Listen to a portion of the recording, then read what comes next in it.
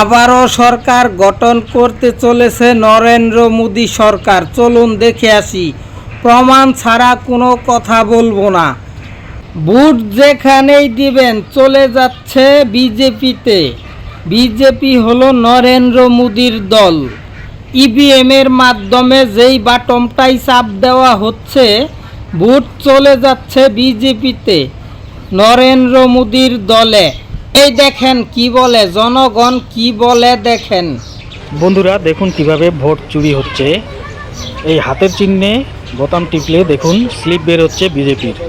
তো এভাবে এক দুইটা মেশিন না, কত না মেশিনে এরা সেটিং করে রেখেছে এই বাংলাকে দখল করার জন্য। এই পোস্টের কমেন্ট বক্সে অনেক দেখেছি, অনেকেই কমেন্ট করেছে, তবে কি নির্বাচন কমিশন টাকা খেয়েছে নরেন্দ্র মোদীর কাছ থেকে?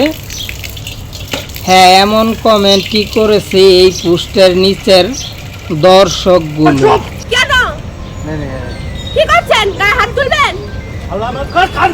নরেন্দ্র মোদীর এমএলএ হিন্দু মহিলাকেও ছাড় দিচ্ছে না, ভোট না দিলেই বিপদ। নরেন্দ্র মোদীর এমএলএ, যেই নরেন্দ্র মোদী সবসময় বলে থাকে হিন্দু রক্ষা করব আমি, হিন্দু ধর্ম রক্ষা করব আমি, সেই নরেন্দ্র মোদীর এমএলএ হিন্দু মহিলার গায়ে হাত দিতে গেছে।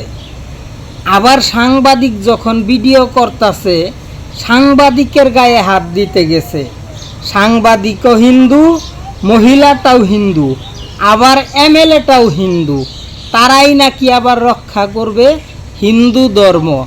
ওরে অন্ধভক্তের দল, ভারতীয় একমাত্র দল যার একমাত্র ব্যবসায়ী হলো হিন্দু মুসলিম দাঙ্গা বাজিয়ে দেওয়া এবং তাদেরকে দাঙ্গা বাজিয়ে নির্বাচনে বিজয়ী হওয়া। তাদের লক্ষ্য এইটা, ধর্ম নিয়ে ব্যবসা। ধর্মের নামে দাঙ্গা লাগিয়ে দেয় একমাত্র নরেন্দ্র মোদীর দল। হিন্দু মুসলিম দাঙ্গা লাগিয়ে তাদের লক্ষ্য একটাই, নির্বাচনে জয়ী হতে হবে। এই সাংবাদিকটাও কিন্তু হিন্দু, এখানে কোনো মুসলিম নেই। আসলে তারা কিন্তু কোনো ধর্ম রক্ষা করবে না, তাদের সরকার রক্ষা করবে। যেভাবেই হোক ক্ষমতায় আসতে হবে।